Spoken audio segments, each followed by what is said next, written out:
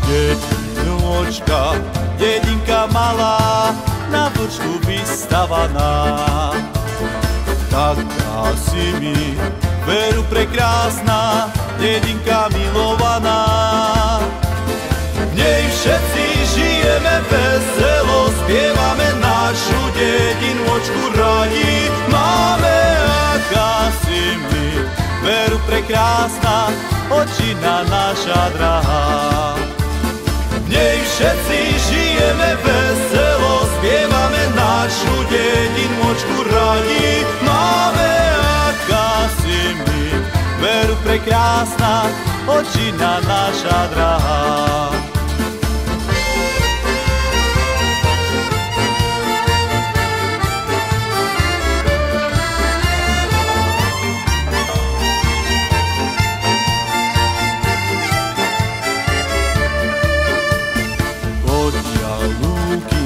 Vršky, doliny, hory a vysočiny obklopujú tú našu drahú dedinku milovanú.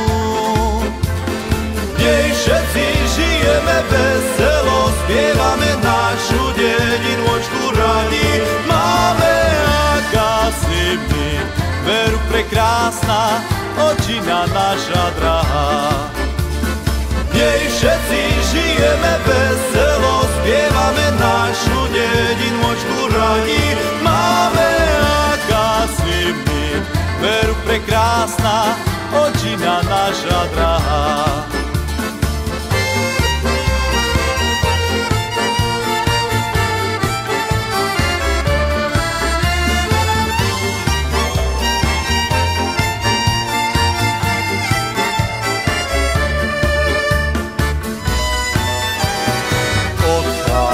Ja z domu za prácou do ďalekej. Priatelia, vítam vás na dnešnom poduje. A tak sme slovo dalo slovo, chlapi, viete jak, pri poháriku, a tak sme sa dohodli, že niečo urobíme. Chvála Bohu, podarilo sa nám zohnať dosť a ešte viacej sa hlasilo, ale už priestorové to nedovoľuje. A prečo to robíme? Viete, na tých dedinách je to ťažko s tou kultúrou. Každý len povie, nie je kde ísť. Ale každý dostal ten nejaký talent. Jeden vie majstrovať, jeden vie spievať, jeden vie písať. Každý by mal k tomu pridať a nezakopávať tú svoju hrivnu, ktorú dostal pri narodení. Tak vás ešte raz hovorím, prečo tak. Zatiaľ ja to z mojej strany za organizátorov zahajujem. Ešte prosím pani starostku, ktorá sa vám prihovorí niekoľkými slovami.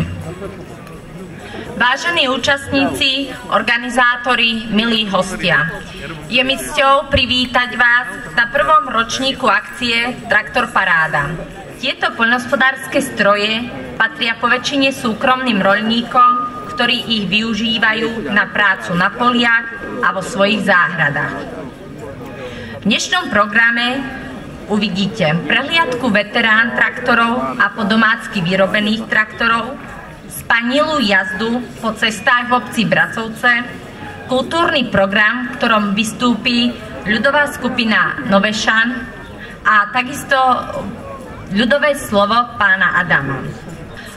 Zároveň by som sa ešte chcela poďakovať všetkým, ktorí sa aktívne zúčastnili na tejto akcii, zvlášť pánovi Adamovi a pánovi Pirčovi, pretože táto akcia vznikla práve na ich podnet a záujem o spoluprácu pri organizácii tejto akcii. Takisto ďakujeme účastníkom, ktorí neváhali prísť, ukázať svoje stroje, a takisto sa chcem poďakovať sponzorom tejto akcie, ktorými sú Agrok Bracovce a Vagložín. Teraz poprosím o slovo pána Ondoještoka Janka. Vážení spoluobčania, tak si dovolím na pozor za všetkých, pretože všetci máme jeden pôvod. Veľmi pekne ďakujem za to, že som bol vyzvaný, aby som sa zúčastnil tejto akcie, čo je veľmi milá akcia, veľmi príjemne, prijal som to s veľkým nadšením, s takým s potešením, že môžem tu vystúpiť. Pravda, že dnes je už ťažšie i mne i chodiť i vystupovať, lebo 84. rok je už v živote človeka niečo znamená. Ale pamätám sa na tú techniku, ktorá prešla, ktorú sme v Bracovciach mali. U každého jednoho, ktorý bol či mlaťačka, či traktor, alebo jakoukoľvek techniku sa zaoberá. Tí ľudia sa u nás stretávali, pretože tam bola možnosť vždycky niečo, či sú čiastky, či šrúbky, alebo aj dobrú radu získať. Ja som spracoval niečo, to si možno, že prečítate, alebo ešte sa o tom povie, celú históriu tejto mechanizácie, ktorá sa zavádzala a ktorú som poznal. Rozdelil som to do 3 etap do prvej svetovej vojny, čo poznám z hovorenia, medzi prvou a druhou svetovou vojnou, medzi obdobie a po druhej svetovej vojne, tam už aj vy zasahujete. Ja si myslím, že v tomto mojom článku, ktorý som písal spolu s Robertom Pirčom, že sme to dali dohromady, aby sa zachovalo nejaké dáta, nejaké údaje. Pravda, že všetko je prevažne z ústneho podania. Od našich zase starších ľudí, čo som mohol získať. Myslím, že to poslúži k dobrému, aspoň pre spomienky, aby sa zachovalo to, čo v našej obci bolo, ako mechanizácia postupovala, dá sa povedať, od pluha, motiky, hrably a inej primitívnej techniky, ktorá v tej dobe bola. A postupne až na túto dobu vidíme v súčasnosti, pravda, aj staršie i novšie stroje, traktory a zariadenia, ktoré tu máme. Ja som z toho poľnohospodárstva odišiel celkom nemôžem povedať, ale odlúčil, pretože som zakotvil cestných stavieb a zaoberal som sa celý život prevažne cestnou technikou pre cestné hospodárstvo a pre stavbu ciest a kameňolomov tiež v tej dobe. Aj budete vidieť, prečítate si, že určitú dobu aj Bracovské družstvo malo svoj kameňolom, ktoré sme dali, lebo bol nedostatok kameňa. Čo som mohol, vždycky som prispel pre Bracovce, pretože Bracovce bola moja srdečná záležitosť.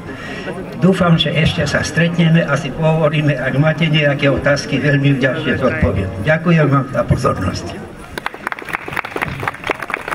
Ďakujem.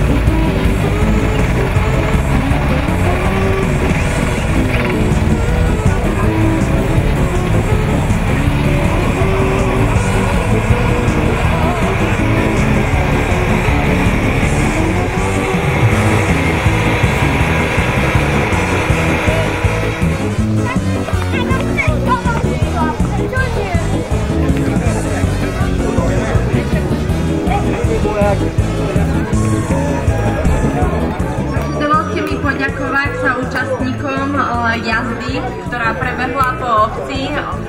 Ďakujem za to, že dodržiavali predpisy a došli sme zdraví, bez újmy na zdraví a na majetku. Bol taký Jurmark v Mihaľovci. A jedna baba prišla na Jurmark a žila sama s dedom. A ktorý, no na co mi takú veľkú chyžu? Žala kúšok kvásku doma rozrobila, napísala plagát, že predám zadok, že ako zadnú chyžu. No ale išli takí beťare a ona hrala rýchlo a položila opačne to kvás na prilepilo ešte na tým. Idú chlapci a čítajú, že baba na kabace má nalepeno, že predám zadok. Takí figľare boli beťare. Ty babo, a predok nepredáce? Nie. Ta čom? Bo starý má tam šmikeň.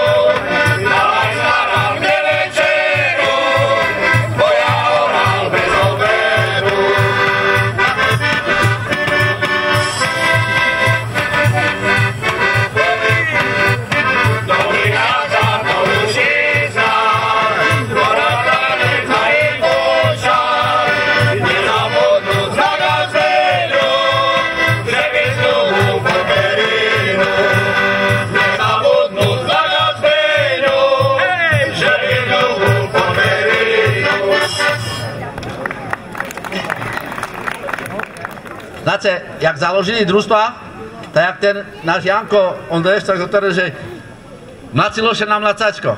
No a jak mlacili tu v Blaci, nie našo, my nemenovali družstvo, tak še im urval remeň na mlacare od motora. No tá večer zašedla rada družstevna, to tí najmudrejší, a hovoria, že tam musíme objednať, ale to až v Čechoch. No ale treba Žvitko, tá jak teraz, keď Žvitko? Tá telegraf, tá poslali telegraf. Ale znáte, jak telegraf písal? Bez mekčeňov. No ale tam všetci Jánoš jeden a autori, ja mám družstevnú školu práce, ja chcem tak, že to bolo slušne napísané, takže by Česi aj rozumeli. No tá jak, Janku, napíšeme? Tá napíšeme, že žiadame od vás hnacú kožu. Znáte, o 3 dní volá Zitričky zo stanici. Poďte sebe, bo máte tu jednu zasielku. Pôjdu tam a na stanici hnacia koza. Cap. Ďakujem. Pore nejakú vešelu. Taký a parovok.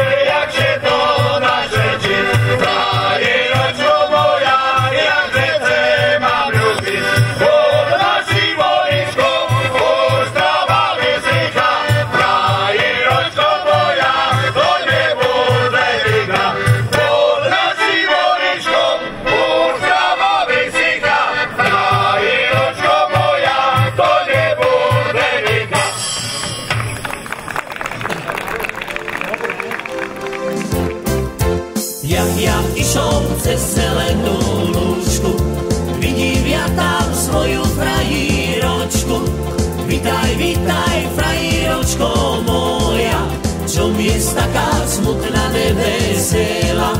Vitaj, vitaj.